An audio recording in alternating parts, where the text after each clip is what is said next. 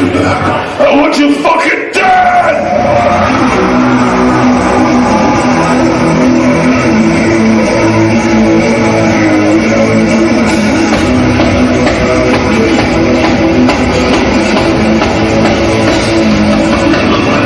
I did see your spread in Playgirl. You did? And there was quite... Did you get the scratch and sniff one? Or did you just get the regular? Oh, you didn't? There was one like that? Yeah. Wait, I need to show it for the audience for a second. Because you look very good in it, I must say. Thank you very much. En los años 90 hubo muchas bandas de rock muy populares provenientes de los Estados Unidos. Podríamos decir que fue una de las décadas más ricas musicalmente hablando. De esas bandas salieron diversos sex symbols, hombres que con solo decir una palabra mojaban más bragas que el ciclo de menstruación. Lo cierto es que había un personaje en particular el cual las mujeres estaban vueltas locas por él. Pero ¿cómo no va a ser así? Siendo que hablamos de un sujeto de 2 metros, de larga cabellera negra, ojos verdes con una mirada de conquistador vikingo y una voz de locutor de radio. El personaje del que se va a hablar es conocido por su gran estatura, apariencia vampiresca y por ser un gran exponente del doom y metal gótico. Hoy se va a hablar de Peter Steele.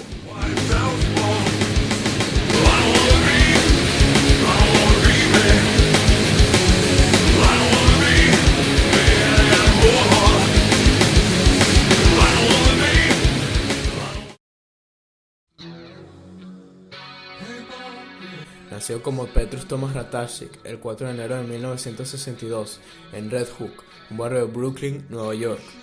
Fue criado en un ambiente católico y asistió a la escuela secundaria de Edward R. Murrow en Midway, Brooklyn. Su linaje se compone de su padre, quien era de origen ruso y polaco, y su madre era de descendencia irlandesa, islandesa, escocesa y noruega. Se crió en los barrios de Bensonhurst y Brighton Beach en Brooklyn. Era el más joven y único varón de 6 hermanos, con 5 hermanas mayores, las cuales despertarían el amor de Peter hacia la música. Se decía que incluso cuando era niño, era pillado escuchando música de Elvis. Otra cosa sobre Peter es que, según varias fuentes, su padre luchó en la Segunda Guerra Mundial. Peter de hecho menciona que mitad de su pierna fue afectada por una bala, en una entrevista de Metal Hammer en el 2008. Su padre más tarde trabajaría en un astillero. Steele comenzó a tomar clases de guitarra a los 12 años y 6 meses después pasaría al bajo. Peter era muy fan del rock, escuchaba a los Beatles, Rolling Stones y Cream, y sus influencias para el bajo serían Geezer Butler, Paul McCartney y Roger Glover. Steele trabajó en el Departamento de Parques y Recreación de Nueva York, que es el órgano que se encarga de mantener en buen estado las zonas verdes de la ciudad. Era conocido como el Hombre Verde por este trabajo, ya que su uniforme y el camión que manejaba era de este color. Estaba destinado en el Brooklyn Heights Promenade, donde su trabajo consistía en mantenimiento de parques, conducción de vehículos como camiones de basura y aplanadores, y en alguna promoción se dedicaba a supervisar el parque. Steele consideraba estos días como los más felices de su vida. Alrededor de 1972, una nueva familia llega al barrio de Red Hook. Allí es donde un joven Peter Steele conocería a Joe Silver, con quien formaría una gran amistad por sus similares gustos en la música y, claro, por su negro sentido del humor. Peter decidió tomar el bajo porque, según él, estaba tocando en una banda con Joe como guitarrista rítmico, y si llegaban a encontrar un bajista, lo echarían de la banda, por lo que fue corriendo rápidamente a la tienda de música. Quiso cambiar su guitarra por un bajo para zurdos, pero el dueño de la tienda le dijo que era muy caro y si quería hacer un cambio debía tomar el derecho, por lo que Peter, según sus palabras, es la única cosa que puede hacer con la mano derecha. En 1979, Steele acompañado de Silver formaron la banda de heavy metal Fallout. Esto fue cuando Steele tenía 17 años. A esta edad, Peter ya era cantante, ya que poseía una voz grave bastante dotada. Esta agrupación estaba formada por Peter Steele como bajista y vocalista, Joe Silver en teclado, John Campos en guitarra y Louis Beddoes en batería. La banda solo sacó un single llamado Seven, con una canción en cada cara, la canción Rock Hard y la canción Batteries Not Included. Fue publicado por Silver Records en 1981 y tuvo alrededor de 500 copias. Esta banda estuvo unos 3 años tocando, cuando por fin, en 1982, se separan. Esta separación se debe a que una parte quería hacer un sonido más comercial y la otra parte un sonido más oscuro. Josh Silver y John Campos por su lado forman una banda llamada Original Sin, y por otro lado, Peter y Louis, con deseos de un sonido oscuro, teniendo como referencia una época ochentosa de hardcore punk y thrash metal, con un sonido influenciado por Motorhead, Venom y Black Sabbath, deciden fundar Carnivore. En busca de un nuevo integrante, un guitarrista, deciden reclutar a Kate Alexander. La banda también estuvo buscando un cantante, ya que Peter consideraba que su voz a lo mejor no iba a dar el sonido deseado. Al final fue mucho esfuerzo para buscarlo y no encontrar nada, por lo que Peter quedó como vocalista de la banda. Ellos firmarían después un contrato con la disquera Roadrunner Records. Eso permitió que luego, en 1985, saliera el álbum Carnivore, teniendo esta banda cierta diferencia con Fallout. Siendo Fallout un estilo más hard rock setentero, Carnivore poseía un estilo mucho más violento, con las claras influencias thrash que se le mencionaron anteriormente. Las letras de Carnivore abrazarían un tema polémico, siendo estas machistas, racistas o antirreligión, con claro toque de humor negro. Luego de este disco, en 1986, Peter escribió las letras para una de las canciones de Agnostic Front, una banda en la que tocaba el baterista Louis Bitter. En 1987, Retaliation es lanzado. Este sería el último trabajo discográfico de Carnivore, y aunque después de su lanzamiento la banda seguía tocando, los miembros dijeron hasta aquí. El guitarrista Kate Alexander dejaría la banda, ya que no le gustaba el sonido de crossover thrash al que la banda estaba tomando camino. Peter, por otra parte, simplemente haría a un lado este proyecto. Ese mismo año, la banda se disolvería. Por estos tiempos, Peter trabajaría en el ya mencionado departamento de parques.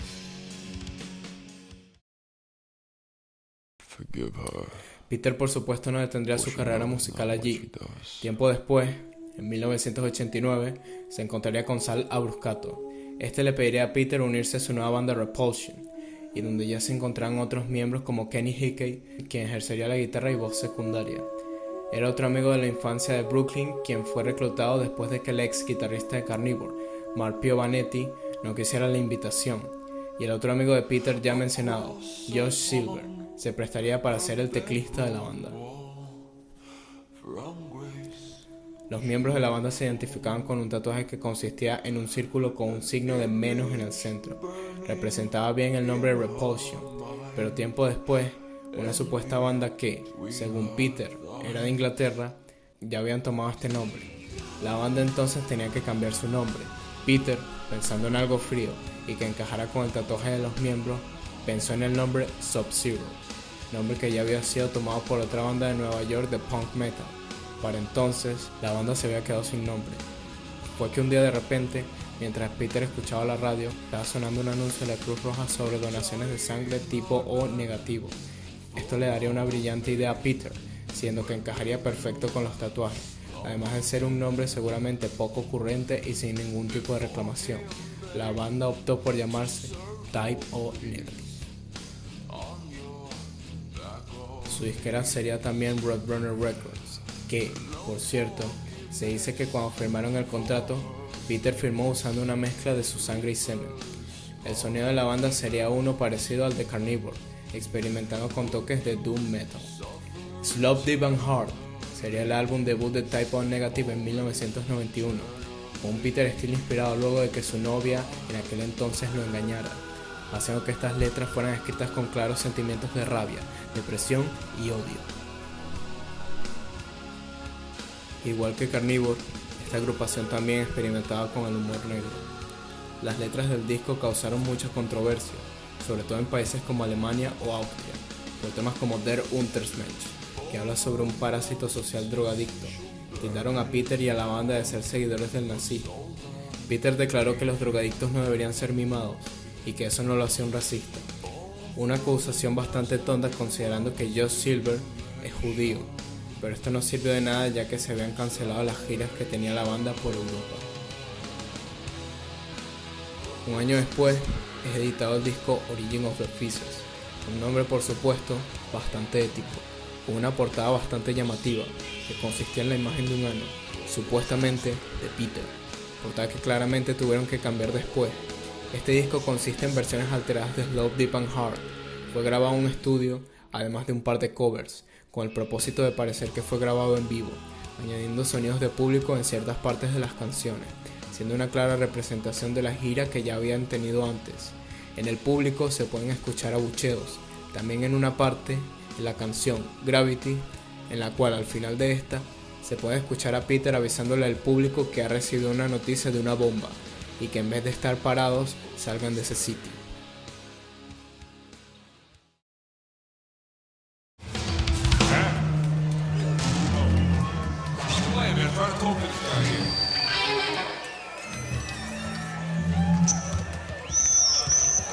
Listen, you're gonna have to leave the club because you just got a call that there might be a bomb in the place. So instead of standing here looking at me, why don't you turn around and walk out the door? Es 1993. En esta ocasión nos pondremos serios. Estamos hablando del año en el que salió Bloody Kisses, producido por Roadrunner Records. Sería uno de los más importantes trabajos de la banda, el cual definiría el sonido definitivo de la agrupación, de ambientación gótica. Este disco contendría una de las dos canciones más populares de la banda, Christian Woman y Black Number One. Luego después, en 1994, Abruscato dejaría la banda y sería reemplazado por Johnny Kelly.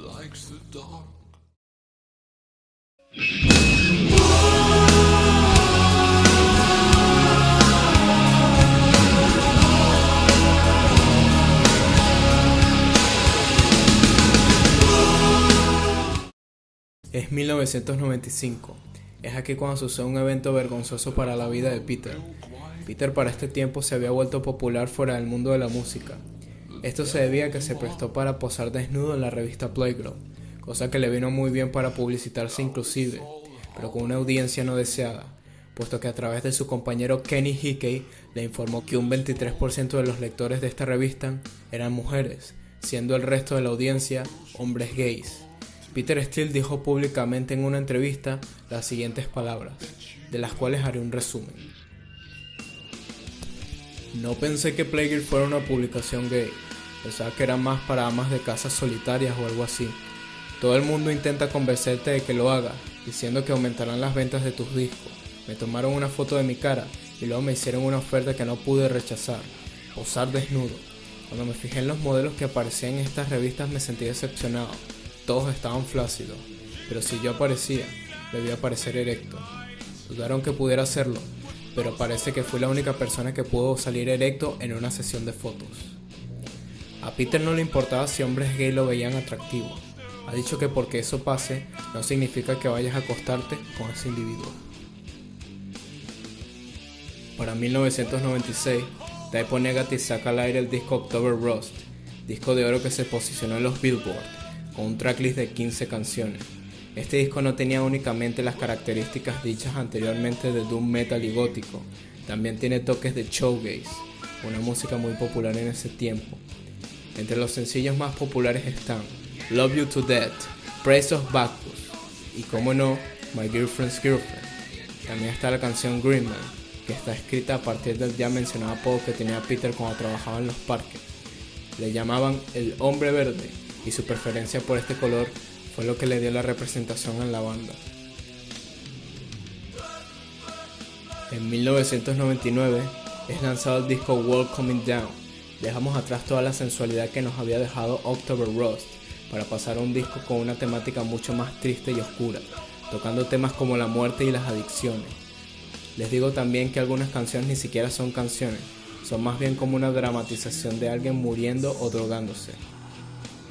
Las canciones más populares del disco son Everything Dies y Everyone I Love Is Dead, con sus letras escritas a través de un sentimiento de tristeza debido a la pérdida de muchos cercanos a Steve. Debo decir en lo personal que la música transmite la atmósfera oscura, pero no pude evitar reír cuando leí las letras, que a mi parecer fueron también escritas en base al humor, como casi toda la discografía que ha compuesto Steve. Es 2003. Voy a hablar nuevamente de un disco de Type O Negative, Life Is Killing Me, salido el 17 de junio. Este disco originalmente iba a llamarse The Dream Is Dead, nombre de la canción número 15 y la última del disco.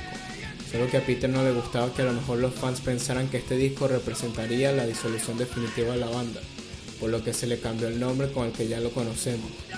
El disco comienza con un instrumental, 13, luego pasa a canciones, llenas de puros sentimientos negativos y tristeza, obviamente siempre con el humor negro, que siempre ha estado presente. Entre las canciones hay una que tiene un acrónimo como título, If You Don't Kill Me, I'm Going to Have to Kill You. Esta se encontraría entre las canciones más populares, junto con Less Than Zero, Life Is Killing Me y por supuesto, como no, I Don't Wanna Be Me.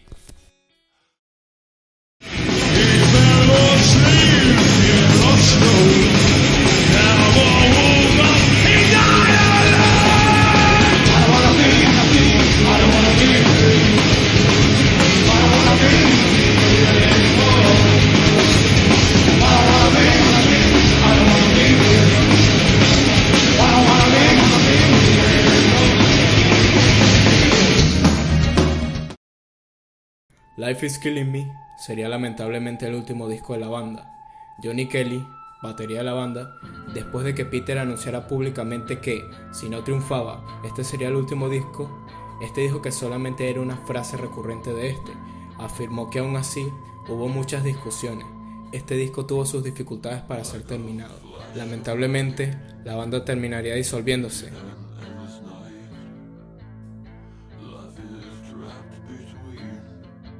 O bueno, en realidad no, puesto que esto fue un rumor iniciado por la página oficial de la banda, donde ve una imagen de una lápida que marcaba su año de nacimiento, 1962, y seguido el año 2005. Fue una temporada en la que Peter estuvo desaparecido. Ese año Steele estuvo detenido por posesión de drogas y por arremeter contra un rival amoroso. Por sus propias palabras, él dice, ser blanco, con cabello negro largo y colmillos en prisión, no es una ventaja, aunque me encontraba en una prisión de máxima seguridad y allí había personas que seguramente nunca iban a salir, por lo que no lograban nada metiéndose conmigo. Eso y que mis 2 metros de estatura no me hacían precisamente un objetivo. Por las fuentes que encontré, he concluido que toda esta movida de fingir la muerte de Peter y el descanso temporal de la banda fueron debido a los problemas con drogas que este tenía, por lo que estuvo una temporada en un hospital psiquiátrico. La paranoia vino de toda la cocaína que estuve consumiendo. Es dicho que Peter padecía depresión. No sé si él llegó a tal punto. Lo que es seguro es que no sería nada nuevo aclarar que era una persona con ciertos problemas emocionales. Había sido internado en centros de rehabilitación. Sanatorios e instituciones penitenciarias no habían mejorado su estado emocional. Todo esto por su diagnóstico de bipolaridad y su adicción a las drogas y el alcohol. Fue toda esta angustia y la muerte de sus padres lo que llevó a Peter a un camino mucho más espiritual. Como bien sabemos, Peter fue en el pasado una persona ateísta. Él pensaba que al ver cómo todo pasaba tan rápido, consideró de nuevo su mortalidad, que es esta la causa del deseo de la creencia de Dios, por ser un pensamiento aterrador que lo paraliza. No puedo creer que Hitler y Stalin van a estar en el mismo sitio que Santa Teresa, fueron las palabras dichas por el artista. Considera algo como la fe como algo poderoso, totalmente personal y propio, que no debía meterse en la boca de los demás. El mismo Peter Steele hizo público que leía mucho la Biblia e iba todos los domingos a la iglesia. Peter fue un personaje bastante interesante. Era una persona tímida pero salida a la vez. Fue un mujeriego, tenía un humor negro para todo, y sin miedo siempre hablaba sin pelos en la lengua de cualquier cosa. De música, de sexo, de su sex, hasta criticó a MTV y aparte, sus compañeros lo consideraban como un genio musical, ya que muchas de las ingeniosas melodías del grupo fueron gracias a él. La personalidad de Peter se refleja mucho en cómo se expresa, nunca sabes si él hablaba en serio o se hablaba en tono irónico. Para que tengan en cuenta esto que digo, tomaré algunas de las citas de una entrevista que tuvo con Metal Hammer.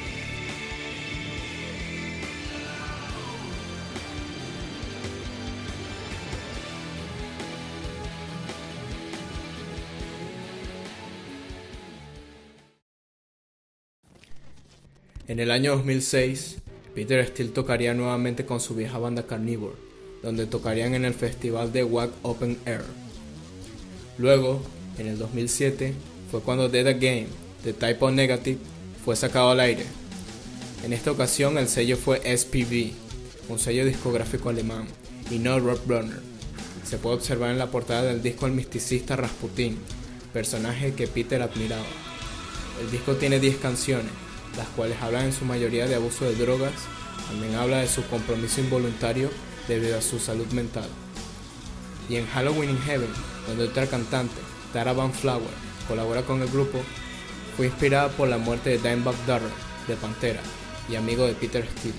Cabe destacar también que la mayoría de canciones, aun siendo individuales, suelen dividirse en 2 o 3 cantos.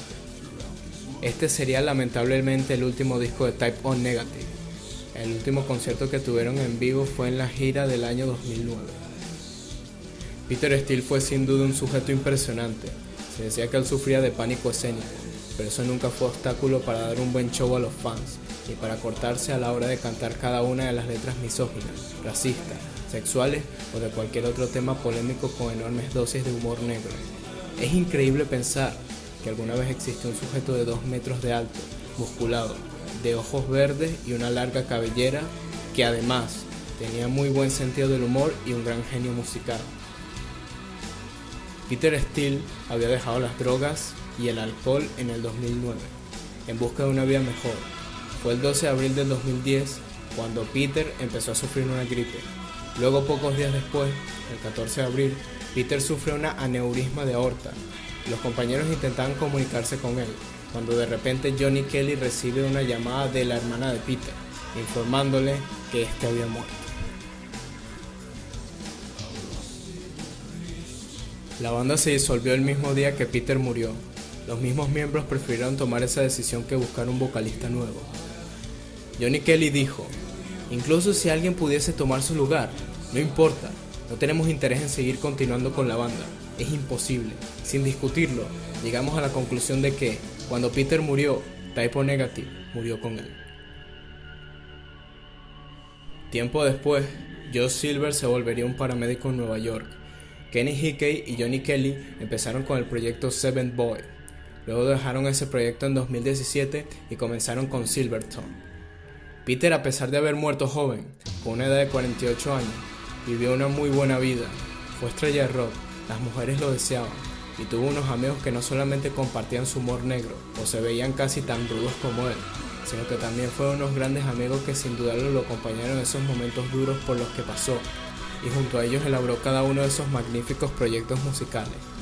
Debo decir que cada uno de los proyectos musicales en los que participó Steele fueron realmente unas geniales obras musicales, y de verdad recomiendo escuchar todos los discos de Type O, los 2 de Carnivore y el single de Fallout, ya que cada canción de estos proyectos no tiene ningún desperdicio.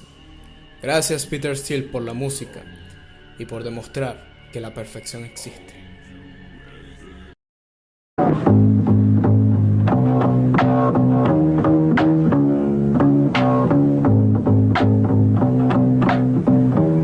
Best I can. Oh, yeah. Oh, you're a fucking dick. I could have went right through. She's in love with the girl. No. She likes the dog. How'd you sing it? On milk, wine, egg. Devil's mark. Now it's all Halloween. Home is full. Oh, will she trick or treat? I bet she will.